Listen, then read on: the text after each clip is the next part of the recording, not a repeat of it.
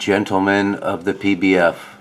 I'm in another Roto League, and so I thought I would show the differences so when I talk to you guys or email you guys, I don't sound like an idiot. I think it's easier if I show you so you can get a grasp of what they do with their leagues.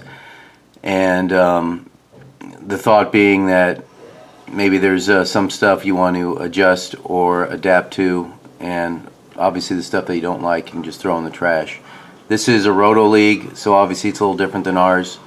It is a 12-team league, and as you see, it's a Roto League, and I'm in third place.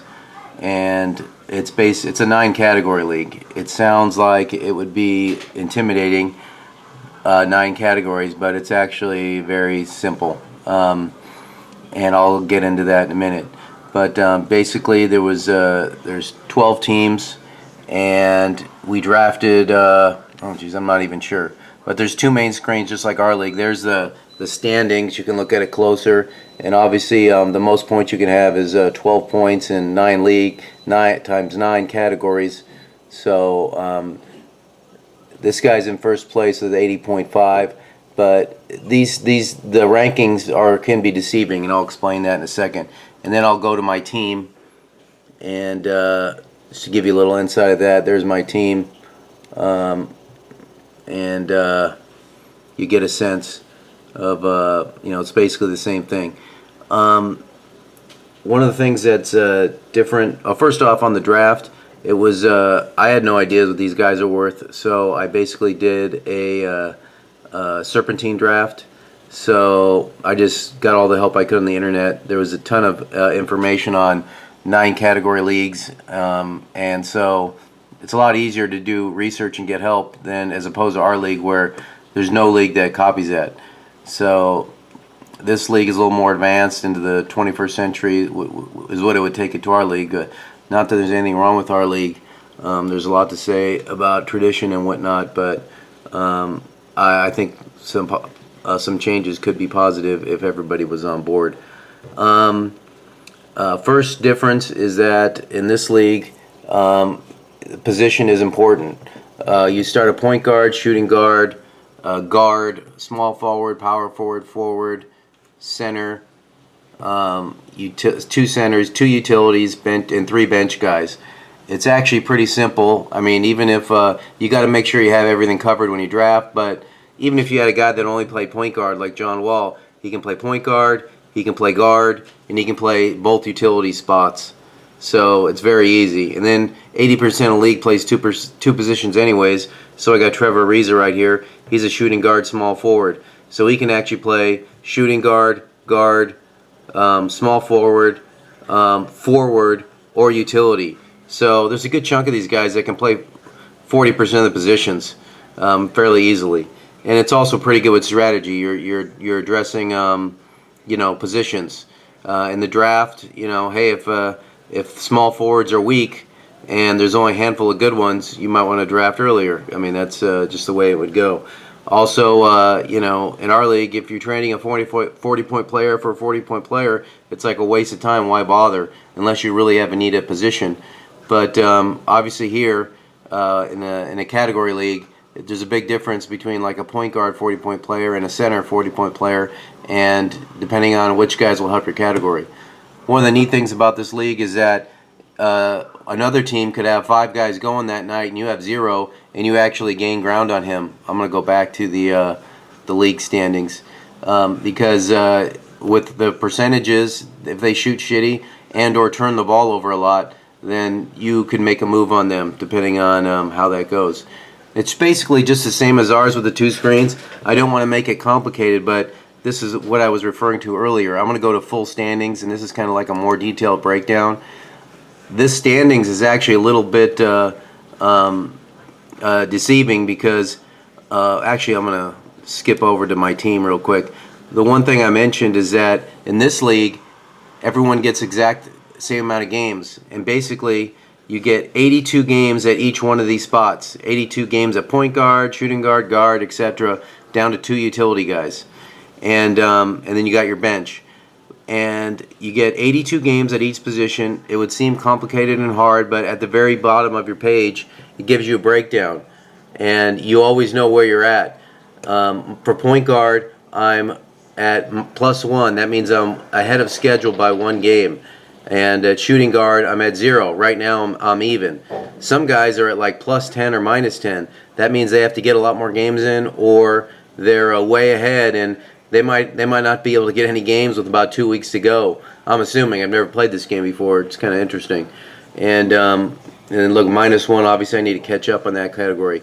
I'm pretty even, but there's other teams that are kind of all over the place, and that's how I wanted to show the advanced standings. Going back to advanced standings, and the reason why I say it's deceiving, if you look, this guy's really good, Mustache Anonymous. He's in first place, and he's got 530 games. I've got more games than him, and I'm in third place. But look at this guy, Kid Rock. He's got like over 70 games on this guy. He was actually toward the bottom, and he decided he wanted to make a move, and so he started playing a lot more games than everybody else, and he did make a move.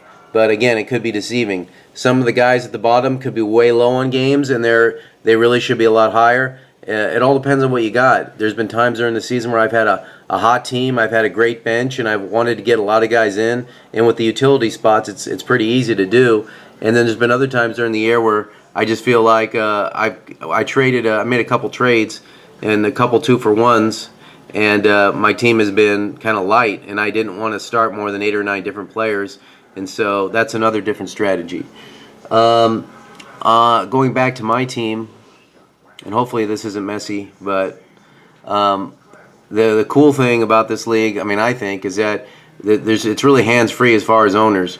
If John Wall has a game, let me skip up a few days where we start having games. If he has a game and doesn't play, it just doesn't count. It doesn't count towards the 82. But if he registers any stat whatsoever, then it counts. I think that's actually pretty fair. The other thing is in regards to picking up players. Again, it's a hand-free league. The owners don't. The commissioners don't have to do much. If a guy is waived, then he goes on the waiver wire, and there's like 2 days, and everyone has a waiver priority. Obviously, if your team's doing shitty, you have a higher number than someone doing great. That being said, I don't know the math, but it looks like if you lose out on a few free agents, you can actually move up on the waiver wire. And so there's a little bit of fairness there. And then on the rest of the free agents, anybody can grab them at any time. And you would think it'd be the Wild West, but it's really not. Obviously, if there's a trade or something like that, then something can happen. But for the most part, it's not that big a deal. There's a few guys that are better than others about picking guys. There was a couple weeks where I was grabbing some good free agents, but most of the time that guy in first place is a little bit better than me. So you got strategy for position, categories, pickups is pretty much self-contained. The cool thing is injuries. The only damage you get is if your guy doesn't play, or if he plays and he gets injured at halftime, then you only get half his game. But the point is that you don't get ripped to shreds. If Marcus Cousins plays 60 games this season and he's on my team, then I'm going to have to find a backup center to fill in 22. And obviously I'm going to get a hit bad for that. And I don't have Marcus Cousins. This is just an example. Obviously your team gets dinged. You just don't get thrashed, like in my opinion in our league you do. So I think that's about it. Pickups, injuries, games, waiver wire. But I'm sure most of the stuff can be adjusted to our league if we want to make it points. I would like to do a 9-category league, but I don't want to do it unless everybody's on board. I do think it's pretty cool. I will say that it seems like our league is very simplistic, and we've tried to keep our league as simple as possible, but this league is definitely very easy. Managing the categories is it's pretty cool. I think it's fun, but what everybody wants to do is fine. I think that's about it. If nobody likes this and it was a waste of time, that's fine. But it's just information to send out and see what the other side of the fence looks like. Not that big a deal, but if any more input is needed, let me know. And or we can have like a manager meeting or something. Peace out.